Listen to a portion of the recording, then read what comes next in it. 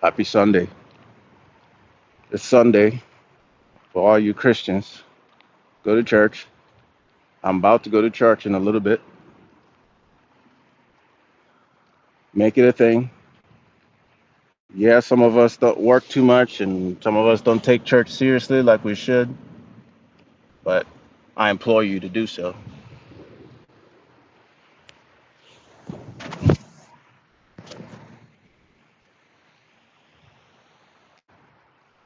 I implore you to do so. It's a beautiful day out here. And what I wanted to talk about was my life and how I've been able to channel some of the things that I've learned over time, my 42 years or 41 plus years on this earth. And one of the messages that I want to share this morning is that, well, it's going to come to me as I go. The first thing is to give credit when it's due. Don't take credit for something that you didn't do. And be very generous with giving credit.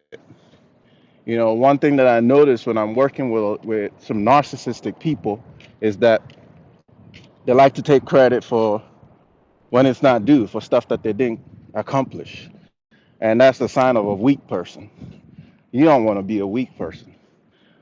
Some of these things that, some of these traits that separate the real from the weak, that time tested. And so, if I'm involved in a project with someone, if I'm at work and I'm working with a colleague, and they do something that I appreciate, that's really, that moves the needle forward, I don't take credit for it. I make sure I say thank you. This is an amazing job. You did this, and there's nothing so satisfying than that because I recognize how I feel when someone expresses appreciation for my work because we don't get enough of that, especially in the corporate environment. A lot of times, what you get is micromanagers, people with a lot of problems in their home, and they bring it to work and they want to, they don't know how to communicate, and so they want to share that misery with you. You get a lot of that at work, and I just want to tell you that the mark of someone who's a go-getter, who knows how to achieve for themselves, is to share credit. Don't be a ball hog. Pass the ball, bruh. Pass the ball. Don't be a ball hog. That's number one. Second thing I want to talk about is, you know, there's a lot of family dispute. Marriage and relationship now in the gutter. People are struggling. You know, the economy is starting to expose uh, people. It's like when the tide pulls out, a lot of people are standing with their pants down.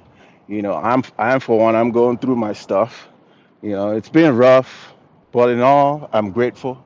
What I wanted to tell all in a relationship, if you find yourself you know, in any kind of family dispute or family quarrels, I want you to zoom out and take a picture, you know, a 360 view of the entire situation, as difficult as it might be, because you're emotional. It's okay to apologize. It's okay to say sorry, because when you zoom out, if you have children involved, those children now matter. This is all about the kids now. It's your responsibility to be a role model for your children. So when you have a dispute with your wife, your husband, your significant other, take a breather.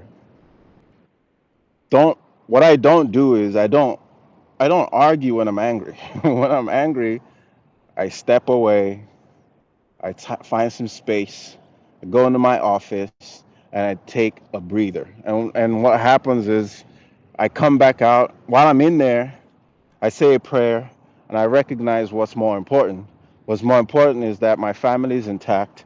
What's more important is that my kids have grow up in a two-parent household with well-grounded individuals, hardworking, ambitious individuals, God-fearing individuals, and people who recognize the importance of keeping the family unit together.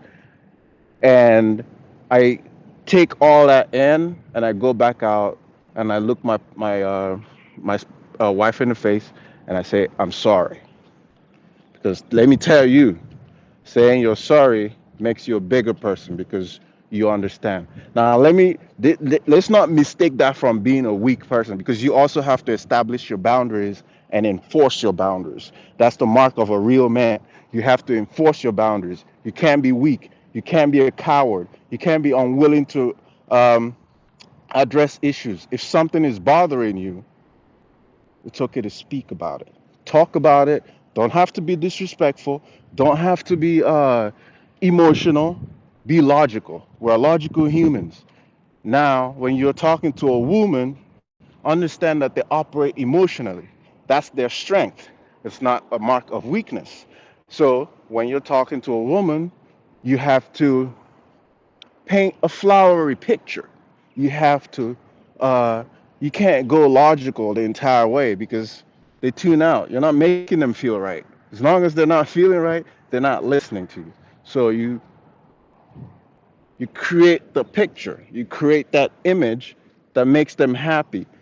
You know, toss in a few jokes in there, bring in some humor, you know, create castles in the air, embellish the dream of the future, the vision that you have, because you are the leader. Now, I'm speaking to you, men who understand that you're a leader of your home. You have to have that vision and create that vision. And then, as you create that vision, if you're doing your job and doing what you're supposed to do, she'll follow along because she wants to follow along. She wants to follow your lead, but you have to demonstrate that you're capable. It's learned. We're not all perfect. It's a journey. Being a leader is marked with failures and mistakes. Own up to your mistakes. That's one of the hardest things I've had to learn, is to be willing to own up to my mistakes. Because I do make mistakes. I'm not perfect. But my motive is right. My intent is right. And as long as my intent is right, everything will add, everything will come together. And so that's the second lesson I wanted y'all to know.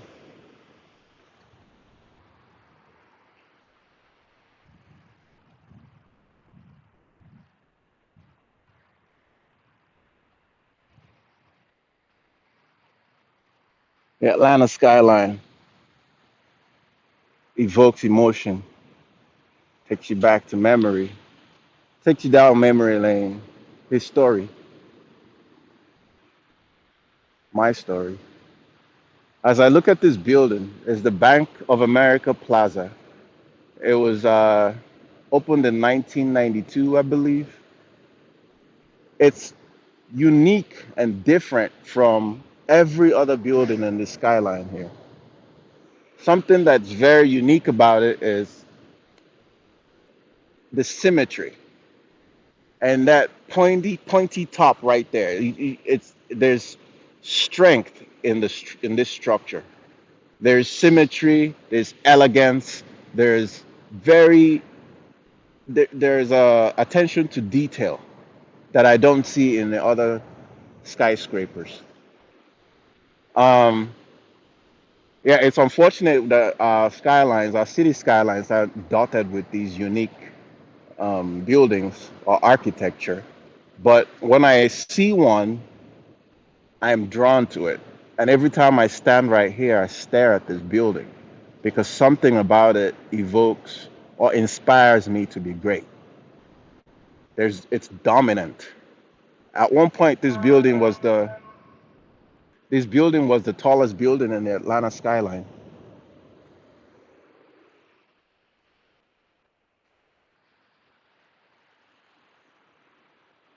But now, look at it. When I look at it, I think of sacred geometry.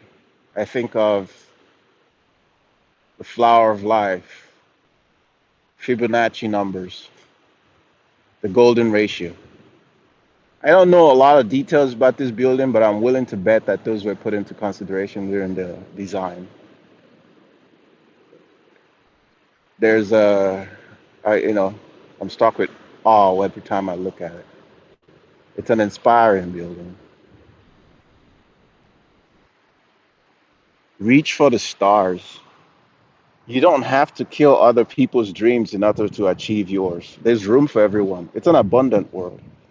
I was talking to this physician I work with, and we're talking about the economy, and he expressed something that was disappointing to me. He said that there's too many people in the world, and that population needs to be decreased, and a lot of, that there's not enough of resources to go around. And that was disappointing to me coming from someone who I consider to be hardworking, well to do. He earned his keep. And I'm wondering what will make you think that a universe this massive is not enough to handle or to take the number of people on Earth. That's just a nihilistic mindset. I don't understand where it comes from, but I don't subscribe to it because I wholeheartedly believe in an abundant world. I explained to him that the problem that we have in the world is not a lack of resources. It's a distribution problem. There's a lot of wealth, stuck in, like in little pockets around the world, but we need to, and I believe technology is going to help distribute it even more.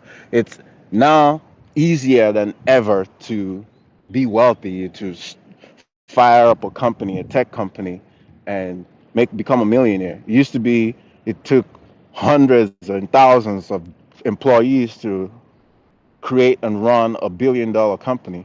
Now, there's I've seen 5 people starting up $1 billion companies, one person running multi-million-dollar companies.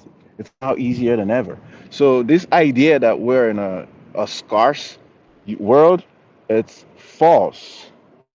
Don't believe in it. Give yourself a shot. Take a chance. And if you fail, it's okay. Start over. Move like water. Don't let any obstacle or anything get in your way. You can rewrite your story. All that trauma or your past, whatever it is that you've been through, those are all just events. They're just events in the story that or the arc that is your life. It's like a book. Every book has chapters, and when one chapter has run on for so long, it's okay to end it and start the new chapter, and you get to write it however you want. I don't believe in the idea that we're trapped. Stop complaining. You're not a victim. Just get out there. Matter of fact, relocate. Go somewhere else and start over. When you go somewhere else, you realize that you don't know anybody. They don't know you, so you can be whoever you want. You could be a doctor in one geographical location, and then you go to the next area and be a barista at Starbucks. Nobody gives a shit. Nobody really cares. Those people who you're looking at, who you think that they care about you, they're just worried about their own lives. They might give you a couple minutes to see how weird you are, but then they just look away and they move on. They're not worried about you. So don't don't live in a scarce world, people. Be happy. Try. I believe in you. Happy Sunday. Gratitude. Empathy. You can do it. Let's go.